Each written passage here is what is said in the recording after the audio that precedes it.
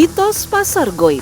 Ya, itulah salah satu legenda yang tersohor di kawasan Curug Cibingbin, Babakan Madang, Kabupaten Bogor. Konon menjadi taman bermain dari entitas astral, pasar goib juga menjadi perangkap bagi mereka yang berlaku tak sopan. Apakah memang kisah tersebut benar adanya?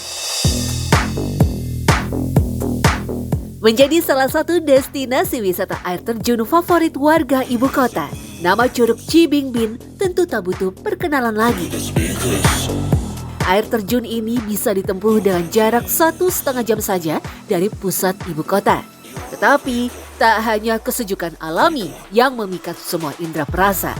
Curug yang berasal dari aliran Gunung Pancar ini punya sejumlah mitos yang memancing rasa ingin tahu.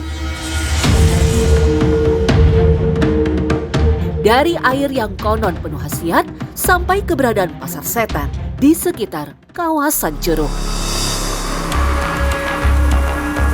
Bersama Ki Geni Seketi, kami pun mencoba mencari gambaran tentang keberadaan dimensi goib di Curug Cibingbin. Dari hasil penelusuran tepat di depan aliran curug, Ki Geni menyebut bahwa ada sosok goib paling dominan yang terlihat dan justru sering dicari oleh para peziarah. Dan banyak sosok-sosok lain juga yang ikut hadir sebenarnya di sini. Tetapi yang lebih dominan ataupun lebih menonjol di sini itu adalah sosok putri yang memang banyak orang yang datang ke sini meminta kemakmuran dan kejayaan atas berkah dari air yang mengalir dari curug ini tersebut. Diyakini banyak dari para peziarah yang melakukan laku tapa tepat di bawah air terjun. Selain airnya dipercaya untuk media pagar goib, area jatuhnya air terjun menjadi lokasi mencari ilmu kanuragan. Disinyalir aliran yang terhubung dengan curug lain, yakni Curug Ngumpet, Cisalada, dan Tiga Perjaka, membuat air dari Curug Cibingbin melimpah dengan energi positif. Biasa orang yang datang ke sini itu meminta sebuah kemakmuran ataupun hajat-hajatnya cepat terkabul. Terus ada juga yang untuk rumah tangga juga, agar rumah tangganya itu langgeng selamanya, karena kan air ini berhubungan dengan ada 3 curug lainnya dan itu juga mempunyai energi positif di sini. Lantas, bagaimana sebenarnya rupa dari sang putri penguasa goib Curug Cibingbin? Galuh, rekan Ki Geni Seketi sekaligus pelukis goib, akan mencoba menggambarkan sosok putri tersebut. Goresan demi goresan di kanvas pun semakin memperlihatkan sosok sang putri. Terlihat seperti memakai gaun dengan rambut terurai, sang putri tampak tak menapakkan kakinya, alias sedang terbang di atas aliran curug. Ki Geni menduga sosok goib inilah yang membuat energi di sekitar curug terasa sangat positif.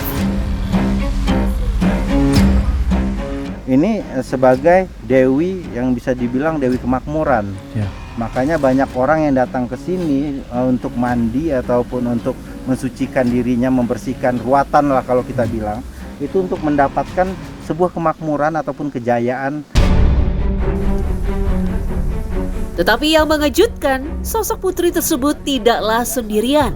Ada sebuah pemandangan layaknya pasar, bahkan lengkap dengan segala isinya.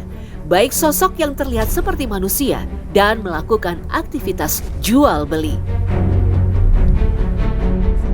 Ternyata menurut Galuh dan Ki Geni Seketi, memang ada sebuah komunitas besar makhluk goib yang menempati kawasan curug.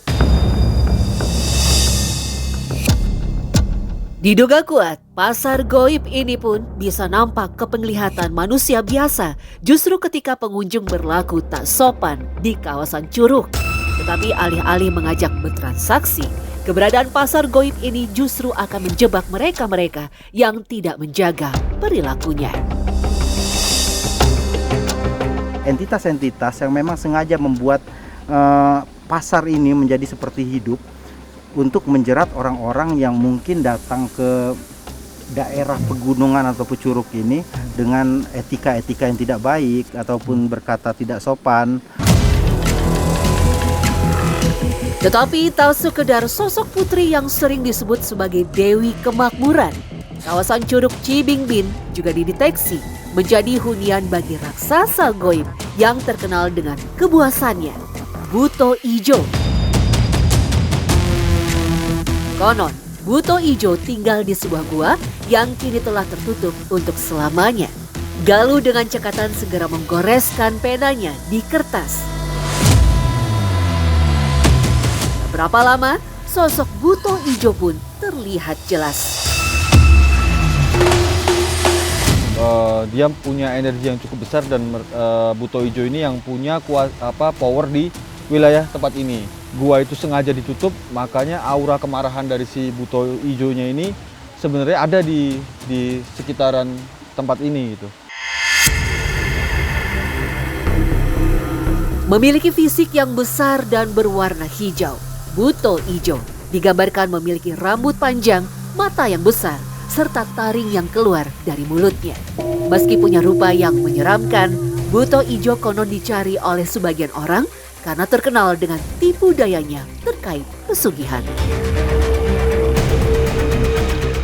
Mungkin pada waktu dulu digunakan sebagai ritual dan untuk penyembahan si Buto Ijo ini sebelumnya itu bisa terjadi, dan yang kedua jadi ada tumbal dan korban yang mungkin juga diminta oleh si makhluk ini.